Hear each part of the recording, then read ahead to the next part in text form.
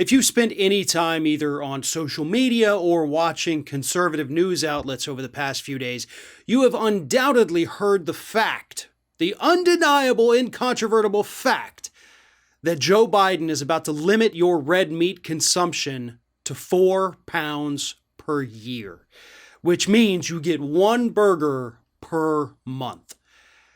So, where did all of this come from, right? Let's get one thing out of the way, right?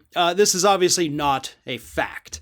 This is an idiotic right-wing talking point that has been kicking around since long before the Green New Deal ever was a thing, right? Conservatives have always said anytime we talk about the need to reform factory farming, reduce personal emissions by perhaps consuming less meat, Republicans always jump to the extreme and say they're banning red meat.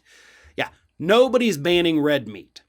This idiotic talking point actually came from a report from the Daily Mail, a UK tabloid not known exactly for telling the truth, and it was based off a misinterpretation of a set of research from the University of Michigan. Now, the University of Michigan study actually said, hey, if individuals want to reduce their personal emissions, one thing they can do is consume less meat. Like, that's basically what it said.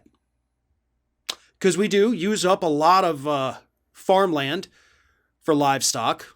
So, yeah, reducing the amount of fresh water we give them can help combat environmental issues. That's all the study said.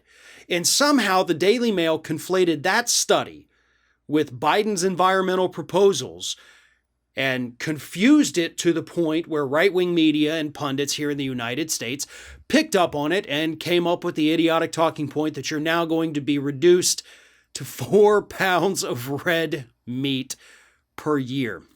You had conservatives on social media posting pictures of themselves purchasing large chunks of red meat. Some of them showed big plates with massive steaks on them, just absolutely doing whatever they could to own the libs. But it turns out they're just a bunch of idiots. And I'm tired of not calling them that, folks, because that's what we're dealing with here.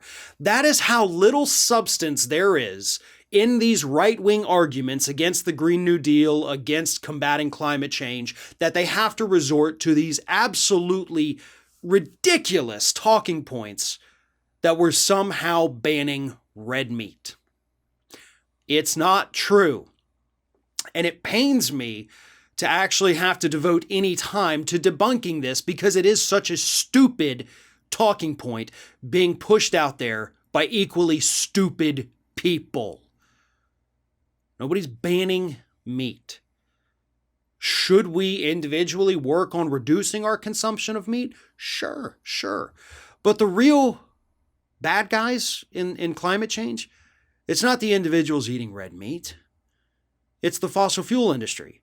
Hell, it's the Pentagon, the largest polluter on the planet.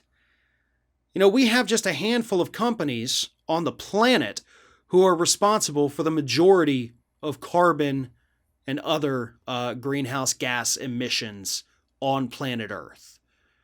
Those are the real bad guys. And those are the bad guys, by the way, paying these stupid people to say stupid things to attack the Green New Deal and other environmental projects with idiotic talking points saying that they're going to be banning meat.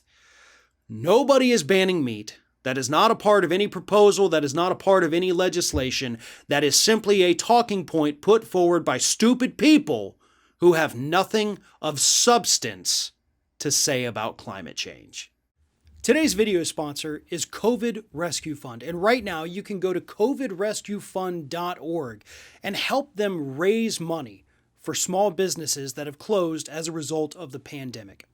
Here in the United States over the last year, more than 100,000 small businesses have had to shut their doors because of the effects of the COVID-19 pandemic. And covidrescuefund.org is raising money to help these businesses reopen. Now, we all know Congress has released money. A lot of it got gobbled up by major corporations, but the rest of it went to help businesses to keep their doors open. But that didn't help businesses that had already shut down, and that is exactly what COVID Rescue Fund is trying to do to not just help revitalize small businesses and local economies, but to help people's dreams continue to flourish. So again, go to covidrescuefund.org or simply click on the link at the top of the video description below and help small businesses reopen their doors.